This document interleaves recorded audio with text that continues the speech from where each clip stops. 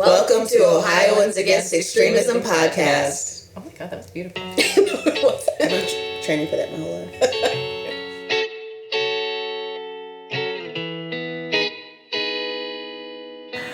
Well, we haven't been around in a while. We're back.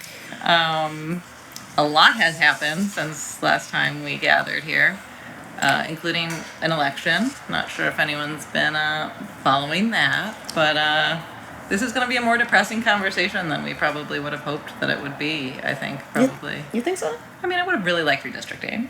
I mean, yes, but also, that would have been good. Have you been around, you know? I mean, it's not like it just changed overnight. It polled at 70 and then lost by 25. Well, so. the fact that we are still relying on the same polls that gave us the 2016 results, maybe we should retool that mechanism, but you know what? It's probably not helpful right now. It's not helpful. No, it is, because we're going to have to. Maybe. Clearly there was a lot of people we weren't reaching. Well, so let's talk about our elections then. So, I mean, what do you guys think some of the takeaways are? I can say one, which is, and Rachel and I have talked about this, I think one thing that is really clear just is how different some of the mediums that we all are using to like get information and keep up with stuff is. One thing that I have cited a handful of times is like, I think it was like mid-October, there were some literacy stats that came out, and it was like 50% of Americans can't read, like at all. And so it's like we have all these plans that rely on like Twitter and, you know, Substack or whatever else, you know, all of these things that require reading that it, you know, it makes me wonder how much of social media is siloed because of that literacy disparity. Well, I think, and this is, you know, my parents live in Northeast Ohio and the outer city suburbs, and they talked about leading up to the election how there would be people having large gatherings at their homes in the fall, and it's like it was kind of like the they're having, you know, Republicans are having Trump meetings, but in hindsight, the side that won was extremely organized in a way that was not detectable from our normal metrics, which is why I think I'd say overly optimistic. I won't even say that I'm disappointed. I realized when the results came in, for the little bit of optimism that I had allowed myself, I realized that it was honestly, it was foolish. Say more. I think you're right, though, the social aspect of it. Oh, yeah. Like, showing up to, not just a meeting, but, like, hanging out with friends, people in your community, and you hang out, and you have fun, and you drink, and you eat, and then also you happen to all believe the same political way and show up to vote together. That, I think, has been lost. And you don't have to be able to read. I mean, that's no, seriously, that's not enough, right? As we're talking about, and we continue to talk about the literacy rates in the states and how, I mean, in this state, and how they continue to go down and continue to be, you know, 60-70% of the kindergartners are not ready for their grade level by the time they get to third grade, and that, like, the fact that that is the path that we're on, we cannot ignore whomever we have siloed because they don't have whatever language skills that we have. Because at the end of the day, that's not a requirement to vote. No. And our vote doesn't count for any more than those votes do because, you know, we can see what the ballot says. Yeah, and people showing up to a social event and, like, gathering together, that's that third space that we all wish we had. And it fills a need that people are probably missing in a way that has nothing to do with politics. Mm-hmm. I'll also say, I think we talked about this. After the election, I was hanging out with my grandmother, and she asked me to help her get rid of all of her... She was, like, subscribed to 1 million emails, and she didn't know how they got there. And I agreed to help her, and I was going through and, like, unsubscribing her from these things, and so many of them, dozens and dozens of the email accounts that she was receiving contact from were, like, far-right, extremist, fake news, meant to look like real news. She had no idea how she signed up for them or where they were coming from, but I guarantee that she and probably everyone in her age group had been being fed these like pure lies for months, maybe years. And I guarantee there's a lot of people like her who don't know how to unsubscribe or who like don't think about it. And they're just seeing it from... Yeah, it just seeps in. Yeah, even if you don't read the email, you see the email header. And that's the kind of thing that like we don't do. we try to do traditional contacts. We have that whole, like, you know, respectful, ethical thing. Really I really think that's. I mean, it's not working. I'm almost sort of not joking. Like, I mean, as ridiculous as flood the zone with shit is, that is the tactic that has worked time and time again. And so, unless we have something better than that, I think that we do ourselves a disservice by continuing to say, like, oh, look at that. It is ridiculous, but it's also working. And so, the lies about trans people, they didn't work the first several years. Really? But you do it long enough, people are like, huh, maybe it's been around long enough, maybe it's real. Well, and I had a Democrat come up to me and say, well, we got to stop talking about trans people. And I said, Republicans spent $200 million on ads related to trans people. You can't just not respond, because that doesn't work at the dinner table. Right, you're going to get like, it at the when dinner someone table. brings it up at dinner, and you're like, I've never heard of this, you know, and you have to have something to say. It's like you have to give people the tools to actually be able to have those family conversations. But it's got to be an easy thing to say. We're workshopping this. Well, we also have to replace that with something. Like, we can't just continue to say, oh, those are lies, and not fill that gap with something else substantive. Yeah. There's a lot of things that we should no longer do. We're just making a running list of corrections to make in the future, because man, like it was not even close. So not even close. We've probably had quite a different last month than everyone else that pays attention to the election. So, you know, I think there's a lot of people out there who the election ended and they just needed a deep breath. They needed a break. They needed a break from the news, whatever. Yeah, we didn't quite get that. Rachel, do you want to talk a little bit about what we've been doing for the last month? Sure. Okay, so in Ohio, there is the state house, the state government operates in 2-year periods. And the 2 years happen to end every even-numbered year right after a major election. So we have been in what's called a lame duck session, where they're trying to pass every bill that they've introduced for the last 2 years into law all at the same time by the end of the year. It's madness. It's actually the most chaotic time for anyone who cares about state government. And it also happens to be the time when nobody's paying attention, because everybody is tired of politics and everybody wants to do holidays with their families. So why are they rushing to try to do this? What happens at the end of the year? Yeah, so at the end of the year, at December 31st of this year, all the bills that have been introduced in the State House that aren't law will die. And they'll have to restart the whole process next year, even if they got almost all the way there. And so, like last night, Maria and I... What time did the session end last night? 2:30 a.m. Thank you for asking. It was the wee hours. It was the wee hours. So we've been trying for like a month to get anyone who was left in this space who still had the energy, which I totally understand if people don't, to make phone calls and like beg their representatives and senators not to pass terrible bills.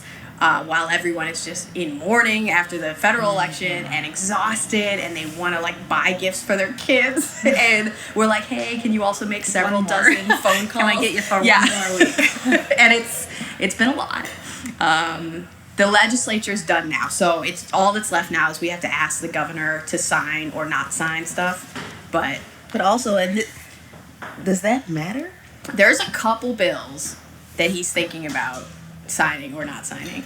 The problem is there's so many Republicans in the Ohio legislature that they can override his veto if they feel like it. They literally could just come in and vote and say the governor doesn't matter, we're going to do whatever we want. They've done it. They've done it. It's not hypothetical. But the cool thing is it's all about, politics is all psychology, and I think Democrats need to learn this. There's a lot of Republicans who won't come back in and override the veto because they don't feel like giving up their holiday. Like, they don't want to come back during Christmas break. So there's a chance that if the governor vetoes something, they'll just be too exhausted on their own to come back in. And that's the whole reason we'll stop a terrible bill, which is like not how it should work. To be clear, a year ago, they literally came back from Christmas break specifically to override the veto related to the gender affirming care ban. So which they can. They're willing to do it. They are. Which they can. It's within the wheelhouse. It's within the toolkit. But anything that doesn't make it across the finish line by December 31st is wiped away, and we all start clean in January. Yep. So it's been a wild time. Nobody on this couch has gotten to rest for the last They're just taking bills and stuffing them into other bills and dangling participles of bills over here. I was reading, I spent this week scanning like 200-page long bills. Read anything interesting? For Easter eggs. Like literally just like to see if anything random was plucked in at some point. And the answer was yes sometimes. But I mean, like that's literally what we're scanning 200-page bills to see if there's something stupid in them. And a lot of what I'm going to be doing this weekend is reading through and trying to decide, like figure out what became law over the weekend, which is not how it's supposed to go. But yeah, a lot of stuff happened last night at probably 1 a.m. that most people, even people who are really into this politics in Ohio, don't know yet, are going to become laws. Sometimes. Yeah, it's not a great way to govern. I wouldn't recommend It's not. So probably a lot of people at this point are going, oh my God, we're all screwed. Everything's terrible forever. We're all going to die. Any other sort of miserable things, right? But we're going to stay in this work, obviously. We've got some big plans for 2025. We also passed some really good stuff. Yeah. Like during this chaotic time. Like we did some good stuff too. That never gets any place. Do you want to mention any of them? Sure. We did a lot of criminal... I don't want to, but I mentioned it, so I have to. No, I'm just kidding. Criminal justice stuff, especially. Like, that never gets in the news, but we did a lot of really good criminal justice work during this past month. There's a new law that's going to help prisoners get access to state IDs and documentation so that when they get out into the world, they can get housing and jobs and vote and, like, participate in society. Has that been signed yet? It's going to be. It's going to be signed. Okay. All right. You know, we hit Governor DeWine is going to... We buried the lead in giving these people, you know, the rightful opportunity to The vote. governor has to sign it. And so, like, call the governor if you're watching this before the end of the year, because we're hopeful that he seems excited about it, but he hasn't signed it yet. There's another one that that we just found out this morning is going to be law, which is like fun. We retroactively figure out some of the things that passed. Yes. It's really fun. And again, this is one the governor is going to have to sign, but it's going to make it so that fewer people lose their driver's licenses for things that have nothing to do with being bad drivers. So like if you can't pay a court fee or you can't pay like fines and tickets, right now they take away your license, which makes no sense because you can't go to work, so you can't make money, and then you never get your car back and your license back. So they're going to decrease how often that happens. Well, and I remember when I was at the public defender's office, there was a policy that used to really piss me off, which was they would wait until someone had a child support amount delinquent enough to be a felony level as opposed to a misdemeanor, and then charge them with the felony rather than giving them the opportunity to fix it when it was a misdemeanor, which is crazy. And a big part of this is when it's child support related. Like, you're going to be able to prove that going to work is how you pay off your child support, and then they won't take your license away. Yeah. As opposed to any other method right? that would be used to earn money. I'm going to win the lottery. Pay for children. And then I can, Yeah. So good stuff happened too. Just the news focuses on the sad stuff. And so do we, because it hurts when you lose. Yeah. All right. Well, before we get into 25, is there anything else from 24 that we want to say as the year wraps up? Or do we all just good riddance to 2024? I mean, it happened. It happened. I don't know. I'm probably more jaded than... They didn't pass the terrible abortion ban bill. Yeah. That's good. But there's still time. Yeah. The fact that it could pop back up, and we're talking about... There's this disgusting law that... Long story short, it looks to take state funds away from any entity, that includes hospitals, that directly or indirectly, whatever the fuck that means, supports abortion. So we are looking for that to potentially come back up in budget season next year because it's an appropriations thing. So while I am deeply relieved that I didn't have to put together or I've been like mad woman PowerPointing like all the strategies, right? So I'm ready, but also I am not yet ready to take a deep breath, a sigh of relief, because, you know, Josh Williams doesn't sleep. Like, no. You know, the devil works hard. Josh Williams was right there with him. He really stepped in it this month, though. A lot of people probably heard of him who aren't in politics because he tried to make it a felony to plant a flag at Ohio State, like, on the field. Which is such a good example of how far off the rails we are. Like, they are just like, wouldn't it be funny if it would be a felony to do this thing for Michigan to plant a flag? Yeah, like that's crazy. And to actually go as far as to introduce the bill. Are you kidding? Mm-hmm. Two things. First of all, Josh Williams, if you were so worried, why not cover the University of Toledo where you represent and not Ohio State where you do not represent? Mm-hmm. Second of all, talking about power that is yielded. Now, as a bourbon drinker, I get it. It is still wrong and an abuse. No idea where you're going. I knew there was a bill. Yes.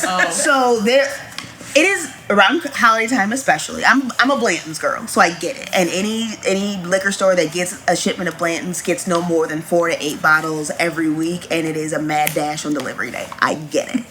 However, there is a legislator who is so upset about their inability to procure the bourbon of their choice at any given moment. They want it. This is the party of no government interference. This is the party of laissez-faire. Sure.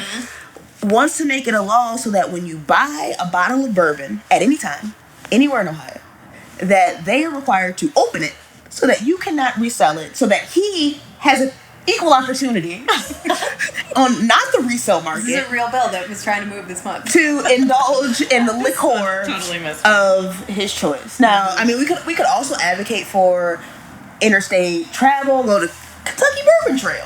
There's a whole trail of bourbons. Mm-hmm. However, you are not allowed to savor your bourbon, or if it moves forward. And it didn't pass. I wouldn't be surprised if it came back, because this is, I mean, again, as a bourbon drinker, it got mocked though. I get it. Like, psychology is so important in politics. I'm gonna keep telling Democrats this forever, but people mocked him on the internet to the point where I don't know if that bill's gonna come back, because it's embarrassing to introduce something that ridiculous. It's ridiculous, but again, but you get it. As a bourbon girly, I'm also a bourbon girly. I get but it's the idea that like something happens in your life that you don't like, and you're like, I'm gonna make this. Well, no, that's the thing. Like, as an individual, like yes, but as an institution, like it's not what those. It's not really what it's for. Could you imagine asking the Legislative Service Commission to draft that bill? No, I can't. They need to have way more shame than they have.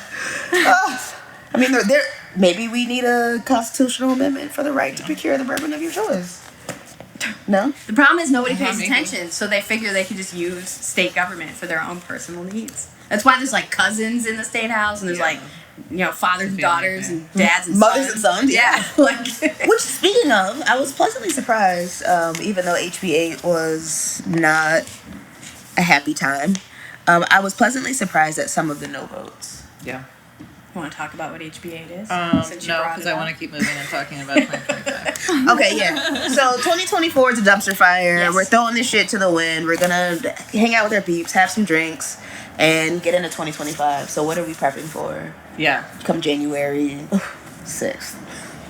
Yeah, I mean, that's the thing. Is so we're really looking at a situation where January 20th, the reins of power get handed over. And I think that, you know, the message that I hope people walk away with is that the time before that happens is a really, really important time for our safety planning as, like, communities across the country try to figure out what that's going to look like. I was on a call this week talking with immigration advocates who are gearing up for mass deportations, what they're going to need to do logistically to prevent that from happening, and like raiding their community. And it's dark stuff, and I know that it's depressing stuff, but I will also say it is an absolute privilege to be able to decide to just tune it out when all of these other marginalized communities are making life and death type plans. So I really think it's like imperative that if you have the luxury to tune it out, you need to fight that right now, even though it's the holidays. Like, it's never been more important, because really the success of any sort of authoritarian extremism effort at the federal or state or local government is going to come down to how many people stand up to the person giving that order. And they're more likely to stand up to people if they actually know that that's the popular opinion at their dinner table, in their workplace, in their group of friends. So, like, this is the time to make it clear that Nazis have no home here. You know, extremism has no place here. So looking at the numbers, right? Looking at the map, what it is. It looks like extremism has a little place here, just not a big place. We're trying to shrink the place it has. We need to make it embarrassing again. No one's denying it exists. Okay. It needs to be like embarrassing to be a Nazi. Yes. There's two, like, you need social consequences. Yeah. you need to be shamed in the street. Like, that is how we have to get back to. So we were talking about third spaces earlier and the importance of them. And, you know, thinking about 2025, I think we are thinking a lot more about how to sort of heal the community, build some resilience within different communities so that we can navigate these new threats that we're all going to face. I think each community is going to have a unique set of circumstances of things that they've never had to contemplate that they newly do. And it's going to happen quick. And so what we're focused on is making sure that all of these different communities and these organizations and all of the folks that are, you know, going to be facing this right in the eyes is we're going to help resource those groups. We are going to connect them with each other. We're going to make sure that we have safety planning conversations and we look for potential extremism threats that are down the pike so that we're not always just caught flat-footed or surprised when someone shows up. You know, we're going to try to be, to the degree that it's possible, to be forward-thinking and really, you know, put on a strong opposition so that if they are trying to get towards authoritarianism, which we have no reason to believe they won't, there will be resistance to it. Because, again, you know, we're talking about delaying a month, delaying 3 years, whatever it might be. You know, delay is a political tactic for a reason. Delay buys us freedom for a little bit longer. So there's nothing wrong with, in a pinch, going for delay. So I think we're just really going to try to give the community tools to make it happen. But we're also going to encourage the facilitation of those third phases. Like, I want you guys to, like, find a hobby next year. Like, go to your knitting class, you know, like, go live in society and, you know, make eye contact with each other. Stop spending hours and weeks on social media getting yourself mad about stuff and start just hanging out with your friends. But don't forget about the political side, you know, because we do need to take that really seriously.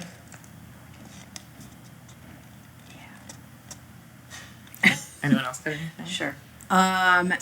Well, okay, so one of the things we're going to have to do, too, is care about extremism at every level of government next year, because a big thing that extremists have been great at has been building up from the bottom. And so, like, next year is local school board races, and there are people running for local school boards who are trying to pass, like, book bans. They want to get rid of everything having to do with, like, culture and communities.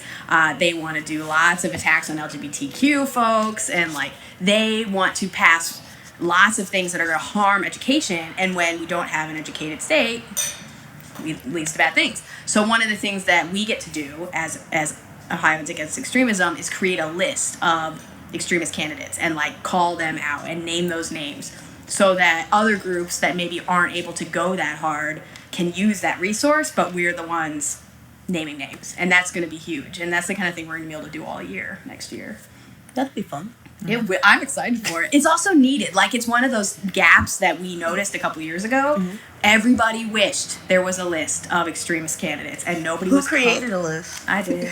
For free, like a maniac. And now now you don't have to. And now I get to do it as my job. For free. I mean, but not that there's a ton of riches and wealth. No, but it's like, let's not if I get to do it as my job, I get to update it all the time. Okay. Which means that it's going to be more up to date. It's going to have more people in it. It means Rachel's watching you. I am watching you. Like, that's extremist candidates, we're going to not have to just focus on, like, certain districts. We can actually find all the extremists running statewide, because I can do it not in the middle of the night when I'm in my only free hours at, like, 1 a.m, which is how I used to do it. So there's a lot of opportunity here. You inspired me to do a fun thing I need to share with you. Ooh, what'd you do? I took some of my grief and energy and put together a spreadsheet of all of the 88 county council meetings, the schedule, the virtual link, and the archives, and then the major cities within those counties. That's so cool. So I am ready to watch you at 7 p.m. on a Tuesday. Yeah. You will not get one past me. I mean, but that just made my whole night. Thank you. I mean, you know, gotta do something. But that being said, I think that part of what we are trying to express is that, you know, having the privilege of the luxury of time to create tools for other people to use is how we are trying to bridge the gap, because our side lacks the tools. Yeah. We have the passion. Yep. Sometimes we have the dollars. I've had young progressive groups tell me that that's a big part of their problem is young people don't have time to go to meetings. They don't have time to show up for stuff, even if they care about it. And so the fact that we now have this organization, because we do.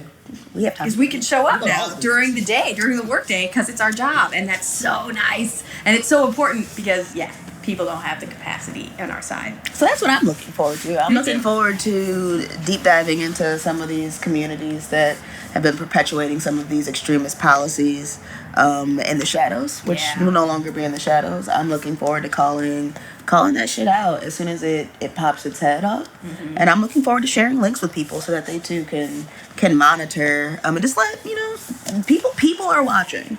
And I think that part of what we've seen has happened was happening when no one was paying attention.